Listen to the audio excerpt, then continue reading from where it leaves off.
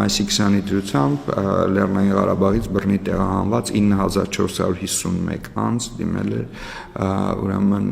քաղաքացիություն ստանալու համար եւ նույն օրվա դրությամբ մենք ունենք արդեն 8315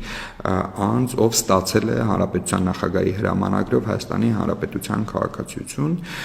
Գիտեք, որ քաղաքացիություն ստանալու անհրաժեշտություն ունեն միայն չափահաս անձինք, անչափահասների պարագայում անձնագրի փոփոխությամբ, ծնողների քաղաքացիության ստանալու պարագայում անձնագրի ուրեմն փոփոխությամբ կարող է երեխան նույնիսկ ծնողներից մեկի քաղաքացիություն ստանալու պարագայում երեխան ուրեմն ձեռք է բերում Հայաստանի Հանրապետության քաղաքացիություն 2000-ից ավելի դեպք ունեինք նաև անչափահասների պարագայում ինտենսիվությունը նկատում ենք որոշակի ակտիվացում, եթե տարվա սկզբին օրական դիմումների քանակը կարող էր տատանվել 20-ի չափ, ապա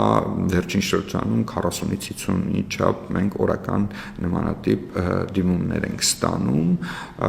ըստ այդմ այսքանը։ Ինչու եք պայմանավորում այդ ակտիվությունը ձեր կարծիքով ինչ է Երկու էլեմենտ իմ կարծիքով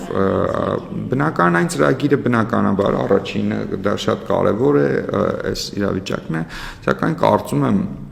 նաև այստեղ իրազեկման էական կոմպոնենտ կա, գիտեք, որովհետև Լեռնային Ղարաբաղից բռնի տեղահանված անձանց քաղաքացիության թեմատիկայի շուրջ բավականին միֆեր են հյուսվել եւ այդ միֆերը բավականին լայն տարածում են ստացել երբեմն հիմքեր չունենալով իրականության մեջ ընդհանրապես որևէ իրավական հիմնավորումներ չունենալով որևէ ոչ միայն իրավական այլ իրականության հետ կապված որևէ հիմնավորումներ չունենալով մենք հնարավորինս ինտենսիվ փորձել ենք իրազեկման աշխատանքներ իրականացնել եւ մարդկանց բացատրել այս բավականին բարդ Թեման դյուրին չէ, ընդունում եմ եւ բազմիցս անձամբ էլ բախվել եմ այս իրավիճակին Տիկին Գզիրյանը ինձ հիշեցրեց իմ տարիների աշխատանքը նաեւ այս ուղղությամբ բայց վերջին շրջանում նկատում ենք, որ մարդիկ արդեն ընկալում են, որ իրավական առումով անհրաժեշտություն կա երկարաժամկետ իրավական կապ ստեղծել Հայաստանի Հանրապետության հետ։ Իսկ երկարաժամկետ իրավական կապը Հայաստանի Հանրապետության հետ կարող է դրսևորվել միմիայն քաղաքացիության ճանապարհով։ Եվ մենք հարցրել եք, թե ինչքան արցախցի եք Հա,